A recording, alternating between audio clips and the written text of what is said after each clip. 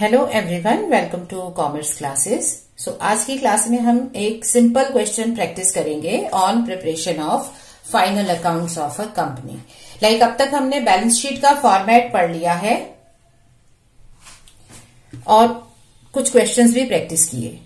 Likewise हमने statement of profit and loss का भी फॉर्मेट अच्छे से समझ लिया है। सो अब हमें क्या करना है, अब एक क्वेश्चन प्रैक्टिस करेंगे सो दैट हमें इन दोनों चीजों की प्रेजेंटेशन की समझ आ जाए।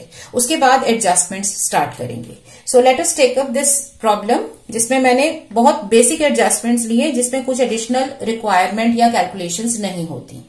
अब जब हमें ये क्वेश्चन पढ़ना है, एट दैट टाइम हमें क्या करना है, साथ के साथ हमें कैटेगरीज को भी याद करने की कोशिश करनी है कि कौन सी कैटेगरीज इसमें आ रही हैं, सो दैट जब हम बैलेंस शीट बनाएं तो उसमें हमें ध्यान रहे कि कौन कौन सी कैटेगरीज इन्वॉल्व है, वही लिखी जाएंगी। तो हम सारी नहीं लिखते हैं कैटेगरीज। सो जब आप लाइबिलिटी साइड पढ़ रहे हो, मतलब क्रेडिट बैलेंसेस पढ़ रहे हो, तो कैपिटल हो गई, डिबेंचर्स मतलब बोरोइंग्स, सरप्लस मतलब reserve and surplus, bills payable, creditors are a part of trade payables, sale चली जाती है आपकी इनकम स्टेटमेंट में, और जनरल रिजर्व सरप्लस का पार्ट है। तो मेजर कैटेगरी हमें समझ में आ गई है, कैपिटल है, रिजर्व एंड सरप्लस है, ट्रेड पेबल है, और इसके अलावा यहां पर क्या है हमारे पास, बोरोइंग्स, डिबेंचर्स बोरोइंग का पार्ट होते हैं।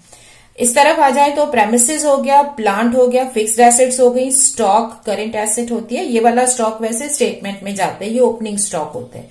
Debtors, trade receivables, goodwill, intangible आ गई, cash balances, calls in arrear. Now calls in arrear जो होते हैं ये शेयर से कनेक्टेड होते हैं, है ना। इसका मतलब है कि ये पैसा हमने रिसीव नहीं किया है, तो आपकी actually issued capital, called up capital 40 lakh है, बट पेड अप कैपिटल जो है वो आपकी पेड अप कैपिटल हो जाएगी लेस 75,000, ये माइनस करके आएगा। तो ये यहीं पे कनेक्शन लिख लो, क्योंकि ये और कहीं नहीं जाएगा, ये शेयर कैपिटल में से कब होगा। इसकी एक और चीज आप ध्यान रखो, क्योंकि जब जब कोई पॉइंट बीच में आएंगे ना, मैं साथ साथ आपको बताऊंगी जरूर। ऑल्दो ये डिटेल में हम बाद में करेंगे, बट एक बार फेमिलियरिटी होने लगेगी। होता क्या है, जब कंपनी डिविडेंड इशू करती है तो डिविडेंड जो है वो यूजुअली पेड अप कैपिटल पे दिया जाता है। तो अगर ये कंपनी कोई डिविडेंड से 10% देना चाहती है तो वो 40 लाख पे नहीं होगा, वो होगा 40 लाख माइनस 75,000, क्योंकि जब जिस दिन ने पैसा ही नहीं दिया वो डिविडेंड कैसे ले सकते हैं, क्योंकि कंपनीज अपना पैसा कॉल करके मंगाती हैं। तो अगर किसी ने कॉल्स पे नहीं किए हैं तो उस पर्सन को कंपनी डिविडेंड कैसे दे देगी। सो डिविडेंड की पेमेंट हमेशा पेड अप कैपिटल के ऊपर ही होती है।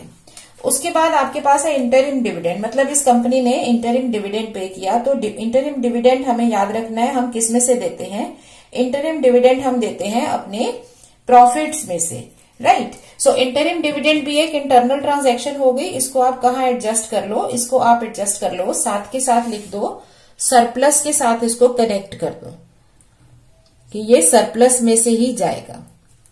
उसके बाद परचेजेस तो आपकी जाती हैं इनकम स्टेटमेंट में, प्रिलिमिनरी एक्सपेंसेस आपके हो गए अदर करेंट एसेट्स में, wages, general expenses, salary, debenture, interest paid, depreciation. तो ये सब चीजें हमें दे रखी हैं, ये तो सारे एक्सपेंसेस हैं डिफरेंट कैटेगरीज के।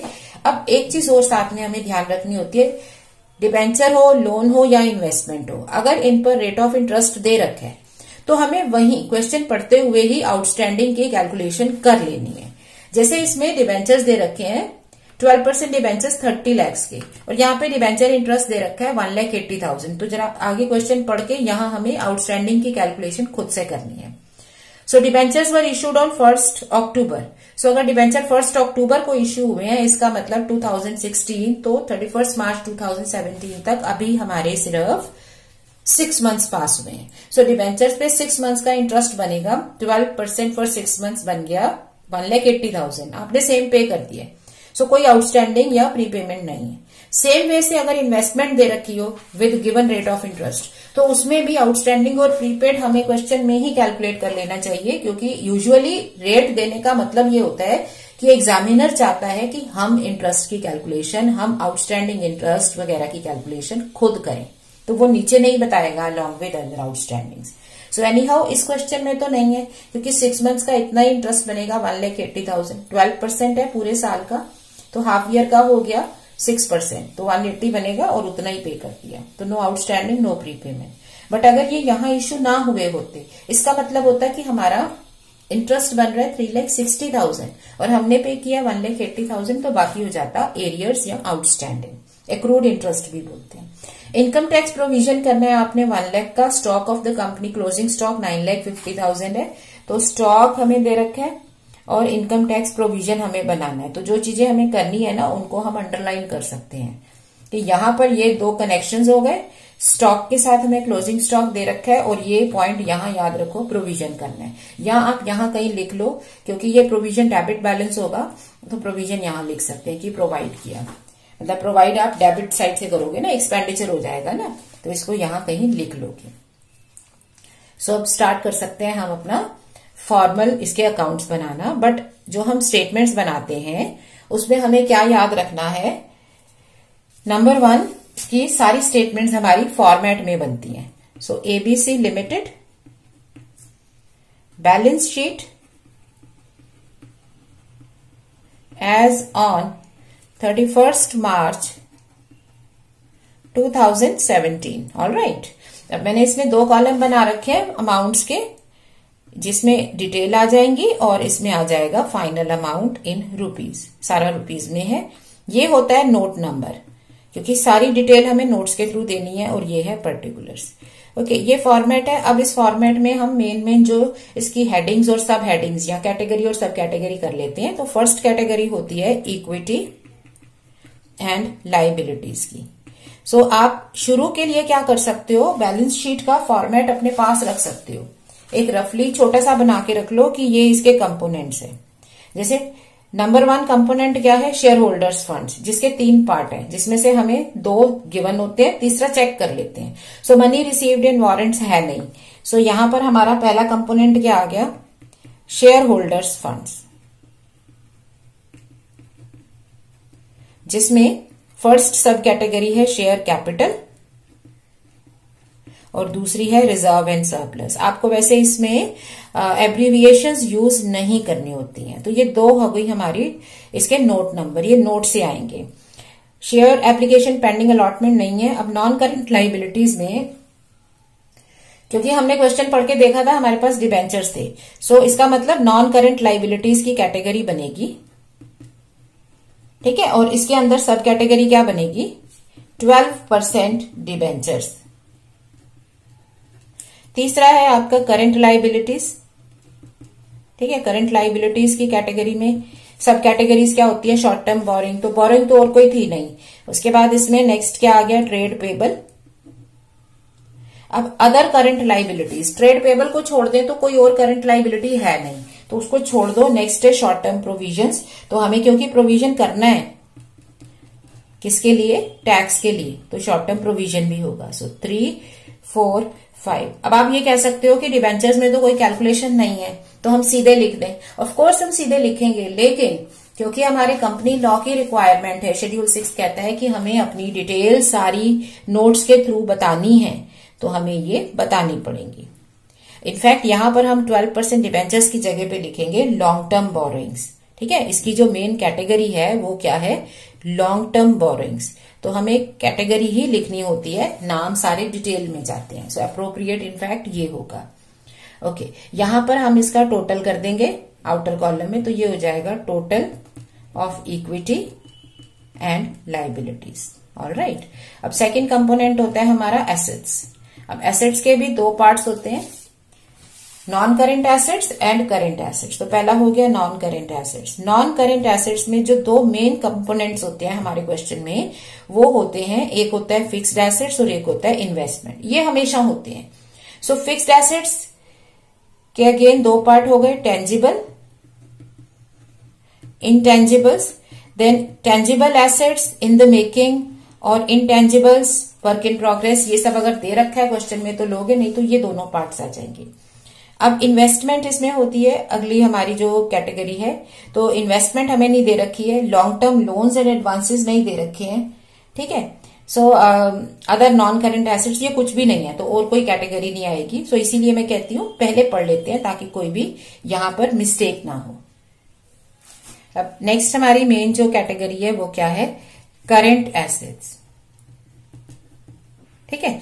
करंट एसेट्स में क्या क्या आ जाता है, इन्वेस्टमेंट्स, देन इन्वेंट्रीज। अब इन्वेस्टमेंट तो इसमें है नहीं, तो इन्वेंट्री, ट्रेड रिसीवेबल्स और कैश एंड कैश इक्विवेलेंट्स ये हमेशा होते हैं, हर प्रॉब्लम में होते हैं, तो ये तो आपको एज इट इज लिखने हैं। Then short term loans and advances, जब हम यहाँ पे पढ़ रहे थे तो कोई लोन या एडवांस था यहाँ पर नहीं था, तो उसको छोड़ सकते हैं। Then other current assets, definitely other current assets अगर दे रखी हैं तो वो हम यहाँ पर लिखेंगे। सो यहाँ हमने क्या पढ़ा था, preliminary expenses, so other current assets यहाँ पर आ जाएंगी। सो 6, 7, 8, 9, 10, 11, ठीक है, ये आ जाएंगे हमारे इसके टोटल्स आउटर कॉलम में जाने के लिए, और ये हो जाएगा टोटल एसेट्स। सो देखने में हमें लग रहा है कि टाइम बहुत लग रहा है, बट क्योंकि मैं साथ में समझा भी रही हूँ, बट जब आप इसको खुद से करोगे और साथ में प्रैक्टिस बढ़ाओगे तो ये फटाफट आपके क्वेश्चंस होंगे। अब नेक्स्ट हमारी जो स्टेटमेंट है वो है statement of profit and loss, तो उसका भी फॉर्मेट हम बना सकते हैं।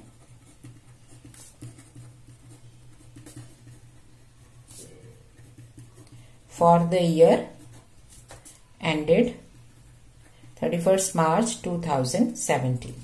अब इसमें आपको इनकम स्टेटमेंट का फॉर्मेट अपने पास रखना है। तो क्या था, सबसे पहले हमें क्या लिखना है, दो तरह की इनकम हो सकती है तो वो आपको लिखनी है, ठीक है। अब क्वेश्चन जब हमने पढ़ा था तो इनकम में हमारे पास सिर्फ सेल थी, यहां क्रेडिट बैलेंस में सेल थी, तो आपकी रेवेन्यू फ्रॉम ऑपरेशन है, अदर इनकम नहीं है। बट यहां पर हमें क्या है, हमें दो इनकम के दोनों कंपोनेंट्स बताने होंगे, क्योंकि अगर दूसरे कंपोनेंट की कोई इनकम नहीं है तो उसे आप नील करके छोड़ देंगे, ठीक है। ये इसलिए है ताकि जो यूजर्स हैं स्टेटमेंट के उनको पता चल सके कि इस कंपनी की एक ही तरह का रेवेन्यू है। सो हम चले गए थे यहां पर 11 तक, तो ये आ जाएगा 12।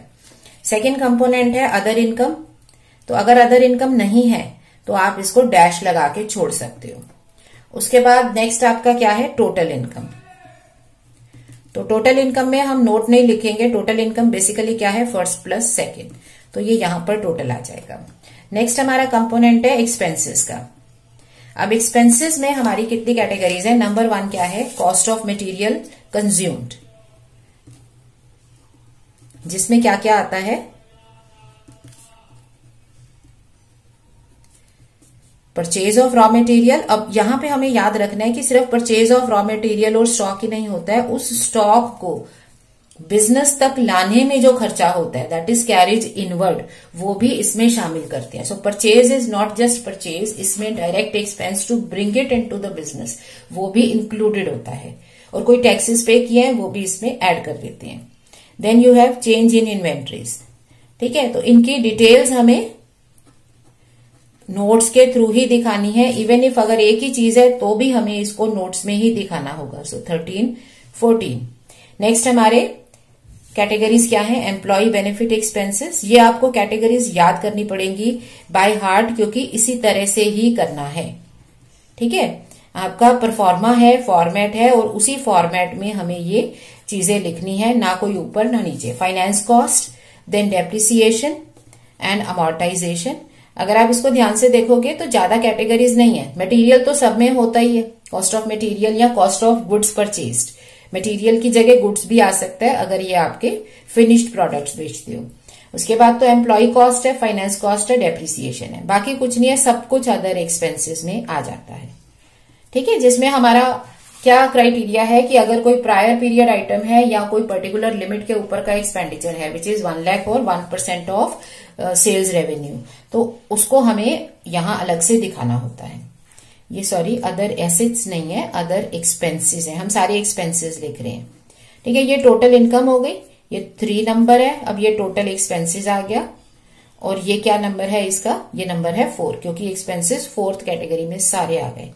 अब हमारे पास क्या आ जाएगा, नेट प्रॉफिट बिफोर, किसकी चीज से पहले, exceptional, extraordinary items and tax. But जब ये क्वेश्चन रीड कर रहे थे तो क्या हमारे पास कोई एक्स्ट्राऑर्डिनरी और एक्सेप्शनल आइटम थी, इसमें कुछ नहीं था ऐसा, तो हम इसे सीधे लिखेंगे नेट प्रॉफिट बिफोर टैक्स। अब इसके बाद आप क्या करोगे, नेक्स्ट जो 6th हमारा है, ये टैक्स कैसे आ गया, नेट प्रॉफिट कैसे आ गया, 3rd माइनस 4th। 3rd है आपकी इनकम, 4th है आपकी एक्सपेंसेस, 3rd माइनस 4th ये आ जाएगा। तो इसमें नोट नंबर नहीं देंगे, यहां नोट आएंगे 15, 16, 17, 18, ठीक है। उसके बाद आपको क्या लिखना है, टैक्स की कॉस्ट। इसमें से हमें टैक्स एक्सपेंस माइनस करना है।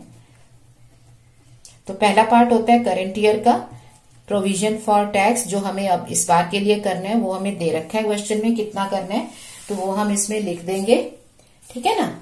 और ये इसमें क्योंकि एडजस्टमेंट कुछ नहीं है तो प्रोविजन हम डायरेक्टली लिखते हैं। तो हमारे पास नेक्स्ट आ जाता है नेट प्रॉफिट आफ्टर टैक्स।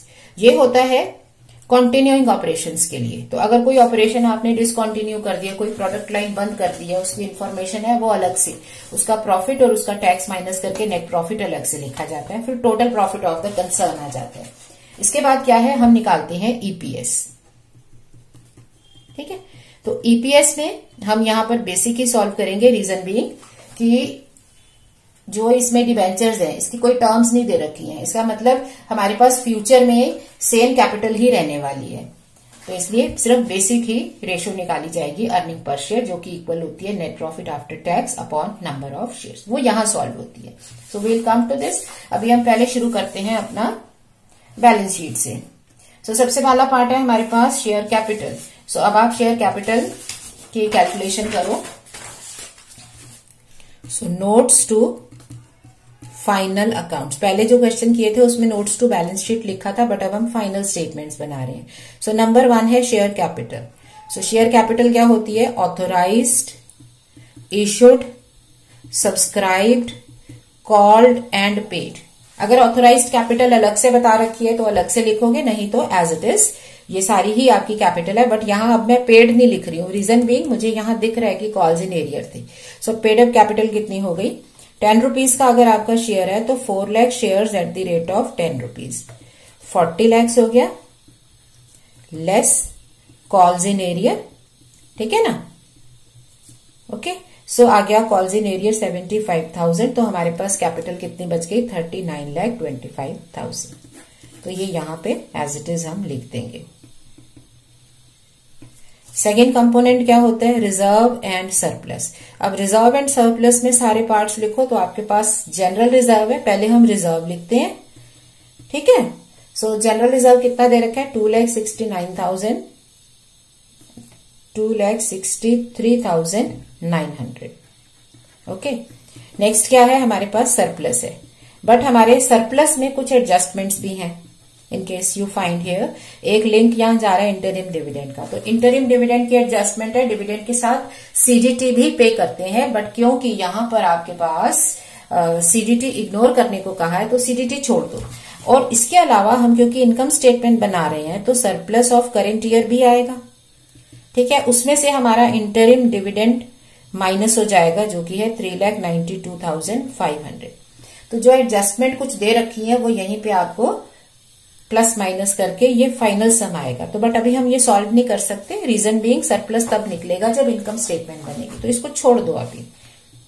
अच्छा, अब हमारा थर्ड जो था वर्किंग नोट था वो था long term borrowings. So long term borrowings में हमारे पास आ गए 12% डिबेंचर्स, कितने के, 30 लाख के।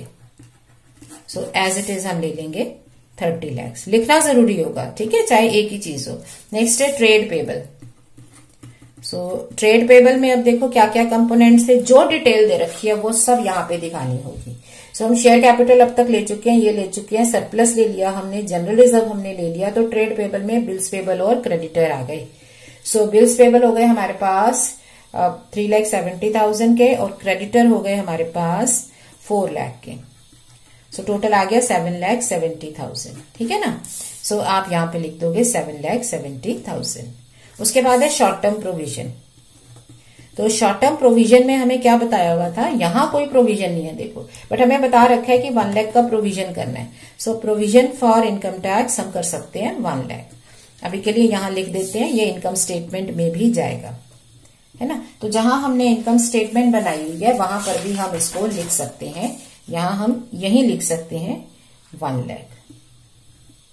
इसका कोई नोट नहीं है क्योंकि कोई कैलकुलेशन इसमें डिटेल नहीं मांगी गई है, इसको यही सॉल्व करते हैं। ओके, सो कौन कौन से हम टोटल कर सकते हैं, हम सेकेंड कंपोनेंट का टोटल कर सकते हैं, हम थर्ड कंपोनेंट का टोटल कर सकते हैं, बट अभी फर्स्ट नहीं होगा तो ये भी कुछ रह गया, इसको बाद में आएंगे जब इनकम स्टेटमेंट बनेगा। ये इसी तरह से स्टेप बाय स्टेप चलेगा, ठीक है। अब आ जाओ एसेट्स पे। नेक्स्ट हमारा वर्किंग नोट हो गया, नोट्स टू बैलेंस शीट हो गया। Tangible fixed assets. ठीक है, सो अब देख लो टेंजिबल फिक्स्ड एसेट्स कौन कौन सी हैं। प्रेमिसेस है, तो इसमें अगर कोई भी एडजस्टमेंट होंगी वो यहीं के यहीं हम कर लेंगे। अगर डेप्रिसिएशन है या कुछ भी दे रखा है वो माइनस करके नेट अमाउंट हम लिख लेंगे।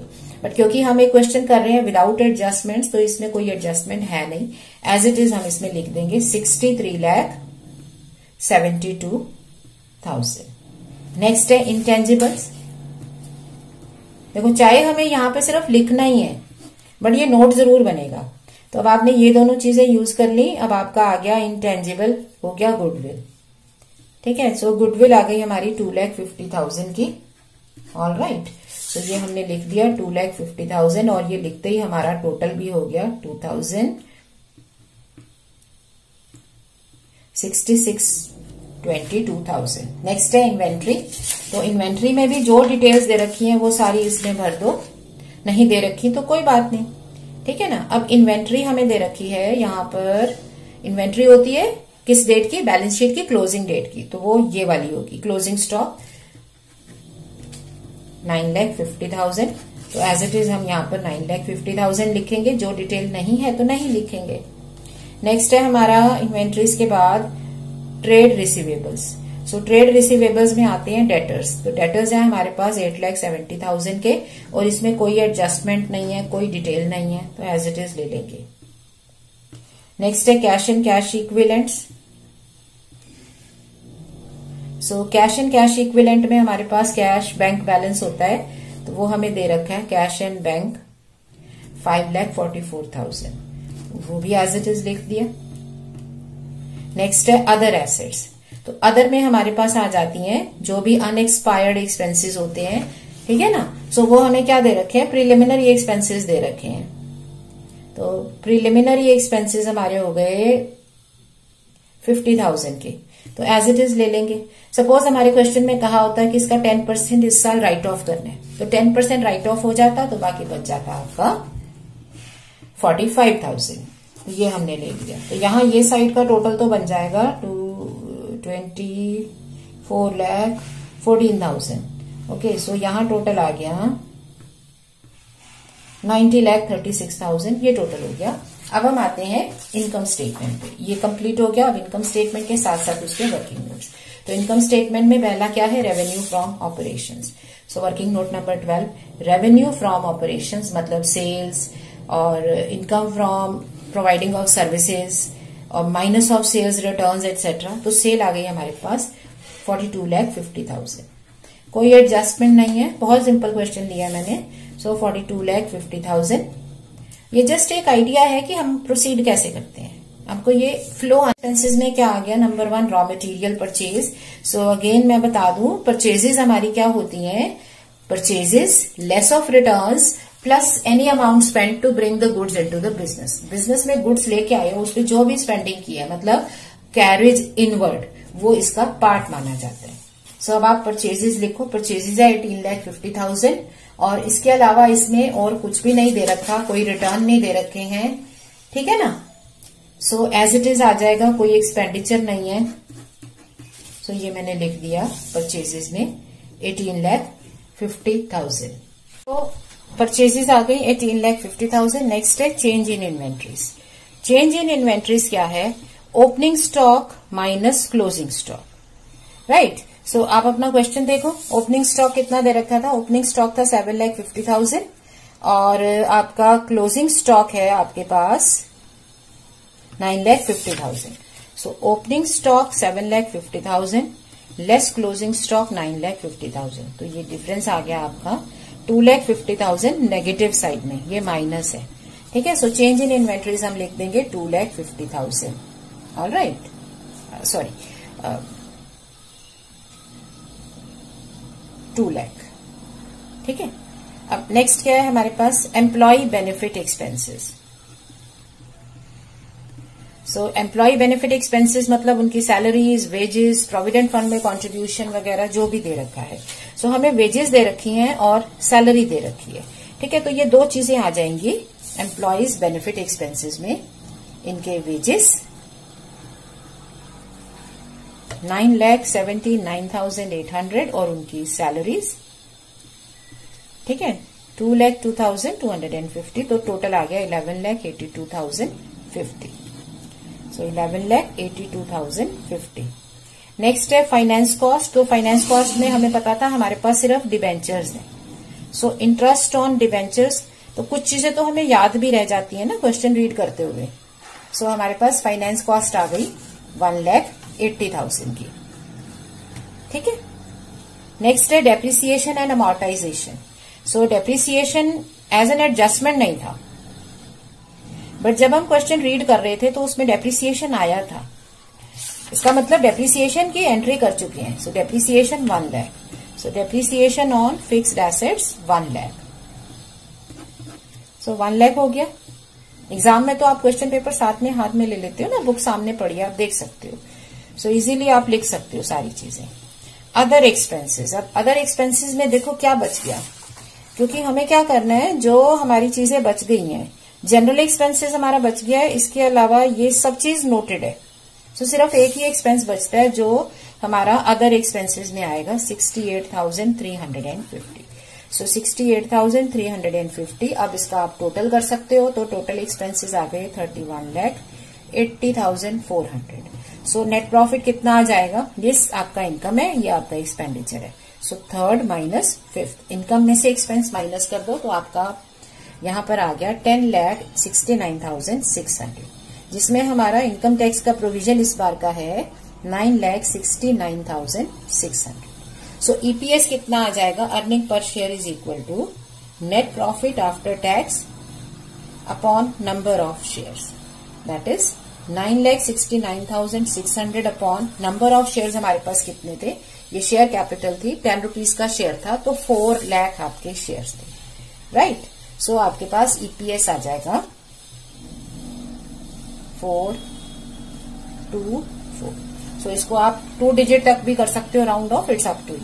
सो इस तरह से हम ये क्वेश्चन सॉल्व करते हैं। I hope this is clear to you. क्या किया हमने, पहले जब क्वेश्चन रीड किया ना, उसी टाइम हमने एक आइडिया लगा लिया कि कौन कौन सी कैटेगरीज हमारे पास हैं, और उसके अकॉर्डिंगली फॉर्मेट बना लिए, नोट नंबर लिख लिया। इनकम स्टेटमेंट का भी फॉर्मेट साथ के साथ बनेगा। फिर कैलकुलेशन शुरू करो, एक एक करके आप नोट बनाते जाओ, और जो जो चीजें नोट कर रहे हो वो यहां पर क्रॉस करते जाओ। इससे क्या होता है कि हम जब क्वेश्चन रीड कर रहे हैं कि कुछ बच तो नहीं गया, कुछ रह तो नहीं गया, तो हमें इमीडिएटली स्ट्राइक करेगा कि हाँ ये इन्फॉर्मेशन रह गई थी, तो उसको सही जगह पे ले जाएंगे।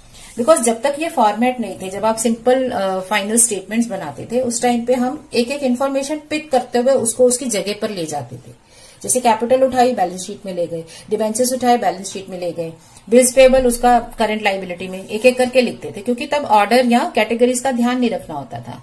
अब हमें कैटेगरीज का ध्यान रखना है, तो हम एक एक चीज पिक करके नहीं लिख सकते हैं, क्योंकि फिर हमें नहीं पता एक कैटेगरी के अंदर कितनी चीजें आएंगी, और साथ में हमें नोट्स अलग से बनाने हैं, वो भी सीक्वेंस में। सो इसलिए बेटर है कि फॉर्मेट बना लो, फिर एक एक करके आप नोट्स बनाने शुरू करो, और जैसे जैसे नोट्स आपके बनते जाएंगे, जैसे जब मैंने ये चीजें ले ली तो यहाँ मैंने मार्क कर दिया कि ये चीजें चली गई, तो जब मैं ये देखूंगी मुझे दिख जाएगा कि अच्छा यहाँ टिक मार्क नहीं है, तो शायद मैंने ये लिया नहीं है। एक बार वेरीफाई करके उसको ठीक से क्वेश्चन में उसकी जगह पे डाल देंगे। So I hope this is clear to you. तो अगर हम एक सिंपल क्वेश्चन कर सकते हैं, तो उसके बाद हम मूव ऑन करते हैं एडजस्टमेंट्स की ओर। सो नेक्स्ट टाइम हम करेंगे एडजस्टमेंट्स। Thank you.